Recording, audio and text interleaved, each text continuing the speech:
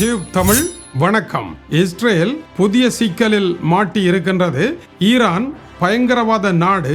மத்திய கிழக்கிற்கு மட்டும் அல்ல, அகில உலகத்திற்கும் ஈரான் பிரச்சனைக்குரிய ஒரு நாடுதான். அந்த நாட்டின் மீது போர் தொடுத்து வெற்றி பெற்றாக வேண்டும் என்பது இஸ்ரேலினுடைய திட்டம். அதற்கு இஸ்ரேல் தனியே சென்று சண்டையை நடத்த முடியாது. ஈராக்கிய அதிபர் சதாம் ஹுசேனை வீழ்த்துவதற்கு அமெரிக்கா எப்படி பயங்கரவாத போர் என்கின்ற ஒரு போரை அறிமுகம் செய்து சதாம் ஹுசேனிடம் பேரழிவு ஆயுதங்கள் இருப்பதாக பாதுகாப்பு சபையில் ஆதாரமற்ற விடயங்களை கூறி போருக்காக சென்றதோ, அது போன்ற ஒரு சூழல் ஈரானுக்கு எதிரான போருக்கு செல்வதற்கு இருக்கின்றதா என்பதை இஸ்ரேல் நூல் விட்டு பார்க்கின்றது. எனவே பெருந்தொகையான நாடுகள் இணைந்தால்தான் உலகத்திற்கு ஆபத்தாக வரக்கூடிய ஈரானை கட்டுப்படுத்தலாம் என்று இஸ்ரேல் கூறியிருக்கின்றது. இதற்கு இஸ்ரேல் கூறுகின்ற நியாயம், ஈரான் அணுகுண்டை உருவாக்கி விடுமாக இருந்தால் அது மத்திய கிழக்கில் பெரும் சிக்கலாக மாறும் என்று இஸ்ரேல் கூறுகின்றது. ஆனால் தான் அணுகுண்டை உருவாக்கி மறைமுகமாக வைத்திருக்கின்றது இஸ்ரேலுக்கும் தெரியும், உலகத்திற்கும் தெரியும். இஸ்ரேல் கூறுவதை போல உலக நாடுகள் எல்லாம் ஒன்று திரண்டு இஸ்ரேலின் தலைமையின் கீழ் அணிவகுத்து செல்லக்கூடிய அளவிற்கு இப்பொழுது இஸ்ரேலினுடைய நிலை இருக்கின்றதா என்றால் கிடையாது. தென்னாப்பிரிக்காவினால் சமர்ப்பிக்கப்பட்ட மனித படுகொலை விசாரணை இப்பொழுது போர்க்குற்ற நீதிமன்றில் இஸ்ரேலுக்கு எதிராக நடைபெற்றுக் கொண்டிருக்கின்றது. எனவே மறைந்திருந்து இஸ்ரேலுக்கு ஆதரவளிக்கின்ற நாடுகள் எல்லாம் வெளிப்படையாக இஸ்ரேலுடன் அணி சேருவார்களாக இருந்தால் அவர்களுடைய நாட்டில் அந்த அரசுகள் பலத்த நெருக்கடியை சந்தித்து எதிரணிகளினால் வீழ்த்தப்பட்டுவிடும். இது பெரும் சிக்கலாக இஸ்ரேலுக்கு இருக்கின்றது. உலக நாடுகளை இணைத்தாலும் எங்கோ ஓரிடத்தில் இருக்கின்ற உலக நாடு ஒன்று ஈரானுக்கு உள்ளே சண்டைக்கு செல்ல முடியாது.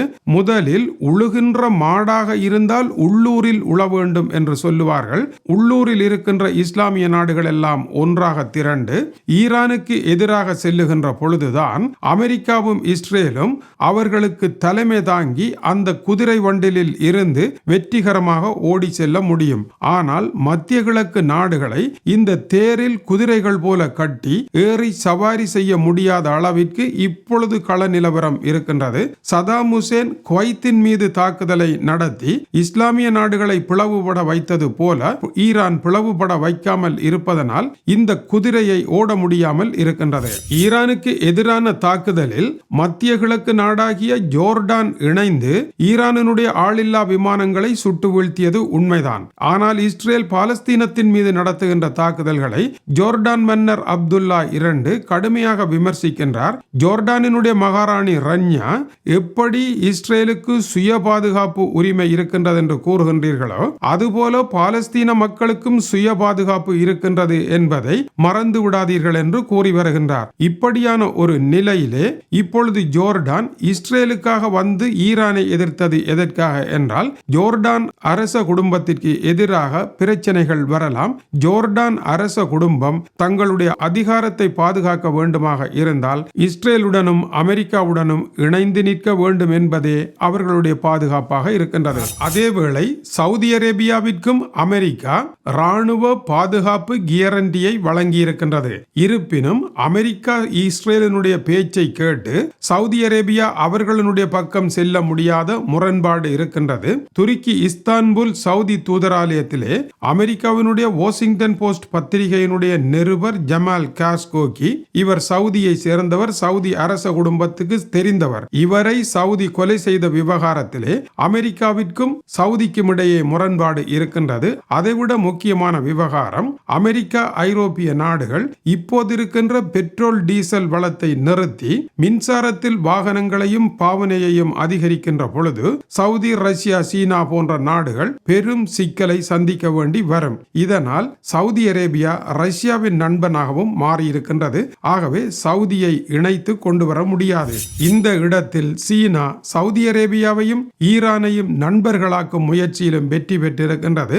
சவுதி அரேபியா ஈரானுடன் ராஜதந்திர தொடர்புகளை வைத்திருப்பதற்கு விரும்பி இருக்கின்றது. அதுபோல எமிரேட்ஸும் அமெரிக்காவுடன் இணையத்தான் விரும்புகின்றது. இருப்பினும் இஸ்ரேல் செய்த வேலையால் காசாவிற்குள் நுழைந்து நடத்திய தாக்குதலும் 33,000ற்கு மேற்பட்ட பாலஸ்தீனர்களுடைய மரணமும் மனித படுகொலை நிகழ்வுகளும் அவர்களை தடுத்து வைத்திருக்கின்றது இஸ்ரேலுடன் சேர முடியாமல். இதனால் மத்திய கிழக்கு நாடுகளெல்லாம் இஸ்ரேலை விட்டு தூரத்திற்கு சென்று விட்டன. அதைவிட முக்கியம், இஸ்ரேலிய பிரதமர் பெஞ்சமின் நெட்டன்யாகு அதிகார கட்டிலில் இருப்பதை அவர்கள் விரும்பவில்லை. இதனால் மத்திய கிழக்கு நாடுகளை ஒன்றிணைக்க முடியாத ஒரு சூழ்நிலை இருக்கின்றது. மத்திய கிழக்கு நாடுகளை ஒன்றிணைக்காமல் ஈரானுடன் ஒரு போரை நடத்த முடியாது.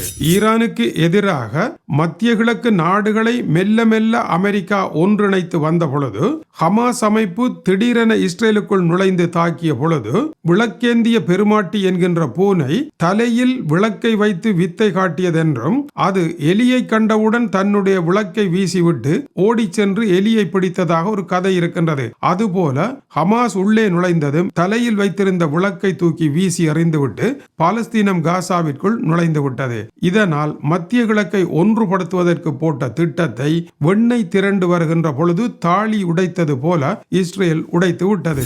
இனிமேல் அமெரிக்காவினால் மத்திய கிழக்கை ஒன்றுபடுத்த முடியாத ஒரு சூழ்நிலை இருப்பதனால் இஸ்ரேலுடன் இணைந்து நாங்கள் போருக்கு வரமாட்டோம் என்று அமெரிக்கா பின்வாங்கிவிட்டது.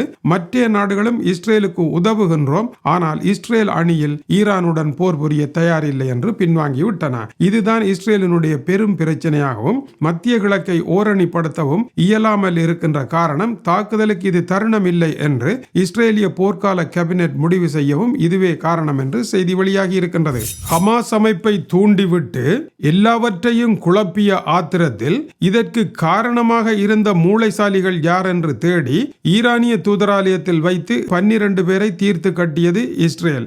இந்த தாக்குதலுக்கு பதிலடியாக ஈரான் நடத்திய தாக்குதல் சிறியதாக இருந்தாலும் ஈரான் இஸ்ரேலுக்கு இடையே ஆன பகை பெரியதாகத்தான் இருக்கின்றது. தூதராலயத்தை தாக்கிய ஏவுகணை மூலமாக இஸ்ரேல் ஒரு செய்தியை குறிப்பிட்டிருந்தது. அந்த ஏவுகணை 5 மாடி கட்டிடத்தையே அப்படியே தரைமட்டமாக்கி அதில் இருந்த முக்கியமான தளபதிகளை எல்லாம் கொன்று தள்ளிவிட்டது, ஒருவர் கூட தப்பாமல். இந்த ஏவுகணையினுடைய காம்போனன்ட் குறி தவறாத மிக துல்லியமானதாக இருக்கின்றது. இது உலகத்தில் மற்ற நாடுகளிடம் இல்லை. எனவே ஈரானினுடைய அணுகுண்டு வைக்கப்பட்டிருக்கின்ற இடத்தை, தயாரிக்கப்படுகின்ற இடத்தை கடுகளவும் பிசகாமல் தாக்கக்கூடிய வல்லமை நம்மிடம் இருக்கின்றது என்பதையும் ஈரானுக்கு இஸ்ரேல் இந்த தாக்குதலின் மூலமாக பாடமாக படிப்பித்தது. ஆனால் இஸ்ரேல் இந்த தாக்குதலுக்கு பொறுப்பேற்கவில்லை என்பது குறிப்பிடத்தக்கது. ஆனால் ஈரான் இதற்கு அஞ்சாமல் இஸ்ரேலை தாக்கிவிட்டது. இதனால் ஈரானுக்கு வயது வந்துவிட்டது. ஈரான் பழைய ஈரான் அல்ல, ரஷ்யா பழைய ரஷ்யா அல்ல, சீனா பழைய சீனா அல்ல என்பதை மேற்கு நாடுகள் புரிந்து கொண்டு விட்டன. இப்பொழுது என்ன செய்வது? இந்த புதிய சூழலை எப்படி சந்திப்பது? இதுதான் இஸ்ரேலினுடைய சிக்கல் என்று அந்த ஆய்வு கட்டுரை தெரிவிக்கின்றது.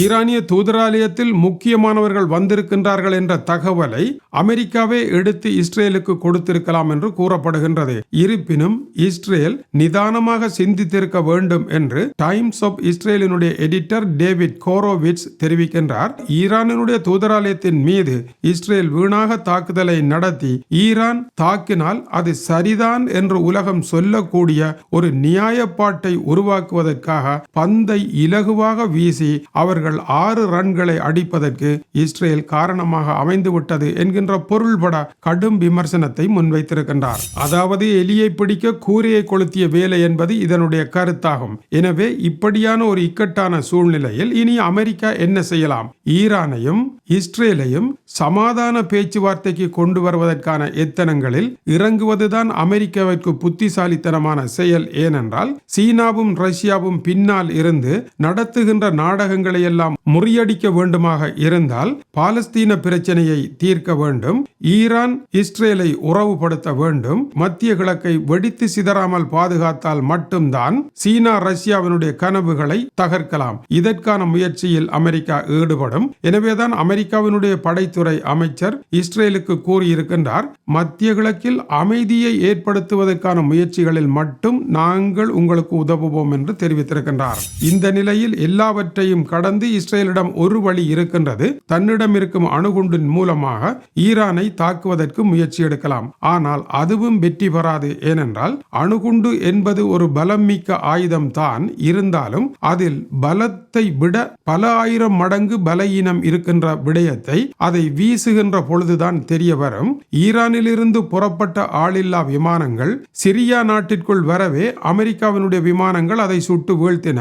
அதனுடைய துணிக்கைகள் சிரியாவிற்குள் விழுந்து அங்கிருப்பவர்களை காயப்படுத்தக்கூடியவாறு. அங்கிருந்து தப்பியவைகள் ஈராக்கிற்குள் நுழைந்த பொழுது ஈராக்கில் தாக்கின, ஈராக்கில் இருப்பவர்களை தாக்கும்படியாக. எனவே இஸ்ரேலில் இருந்து புறப்படுகின்ற அணுகுண்டு ஈரானை வந்து சேர்வதற்கு 1500 கிலோமீட்டர்கள் ஓட வேண்டும்.